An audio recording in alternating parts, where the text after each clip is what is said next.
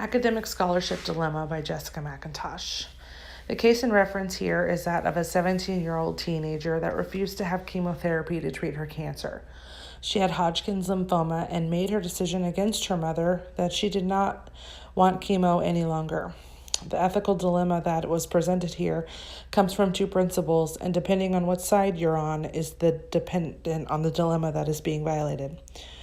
There was the side of Cassandra, the almost legal adult that stated she no longer wishes to seek treatment. The other side is from that of Cassandra's mother that states that she will continue because she is a minor and they say so. Legally, in the eyes of the law, and the parents are responsible for the child, but they also have an obligation to the child to make decisions that benefit her. Being that she is 17 years old, she is far old enough to make decisions on her own, and the parents should have considered her wishes in their thought process. When and if the court has to step in to make medical decisions for either the teen or the parent, they have the power to overturn either the teen or the parent in life-threatening medical decisions. In some cases, custody is even removed from the parents and given to someone such as a guardian who will make medical decisions for the minor. There are many uncertainties in this case in regards to the teen and her rights. Chemotherapy is not a comfortable treatment, and the long-term effects vary from person to person, lasting 6 months in some cases. If the doctor is saying that it is only one shot and the side effects are minimal and short-lasting, then maybe she should do it. But do we force the issue, or do we allow Cassandra to make her own choices? So the first conflict in this case is that the teen knows what it is that she wants and she knows her legal rights. Then there are the parents and the need for them to save their daughter. Lastly, you have the nurses and doctors, and they have a duty to protect Cassandra's well-being and life wishes. Kant wrote, "Whoever wills the end wills the means." This can have many meanings, but ultimately means that whoever enforces the treatment is morally bound to have the means to do it. In this dilemma, there are people on all sides. This comes from the fact that people should never be forced to have medical treatment against their will. In my personal dilemma, there was a nurse who failed to protect a patient, and they were injured under her care. She had been working many hours, as well as having a second job to make extra for her family.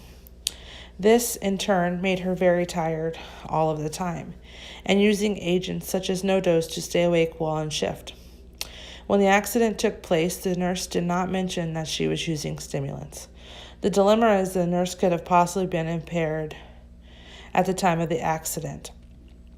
Kant would have considered this his moral duty to report the misappropriation of the aid to keep him up and the properties it could have used on her performance. In my dilemma, the nurse should have been honest about the use of stimulants she had taken. In hindsight, if she were honest, it would not be to her benefit.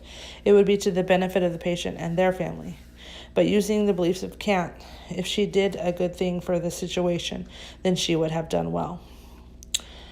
Both my dilemma and the one presented in the article could be looked at with a care-based theory. This ethical theory that is healthcare-based is founded on two separate ideas: the idea of independence and the idea of emotional response. In the first dilemma, it was demonstrated when the family chose themselves over their daughter. In my dilemma, it was proven when the nurse did not report the use of stimulants. The concerns that are presented in the first dilemma is that the needs for personal relationships of the family. There is a need for family and friendship and a moral response rather than the rights and principles. For me, I would have also used a care-based theory. There are many situations we are presented with within the healthcare model that make us step back and put ourselves in others' shoes. Both cases that are presented are prime examples of this. Within the first case, there is the fact that the parents were only doing what they felt was right at the moment. They were not thinking about tomorrow or the next day. Cassandra, on the other hand, was thinking about the long term. She was not okay with the continued treatments if they were going to prolong her life, as she sees how they will make her feel right now.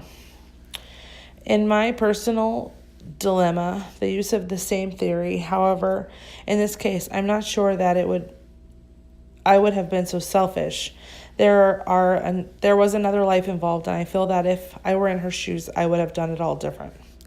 So in conclusion, there is no right or wrong way to look at this situation. There is a right and wrong way to proceed with the outcome. With Cassandra's story, I would have been more drawn to her beliefs, doing exactly what the hospital did, involving ethics committees and a judge.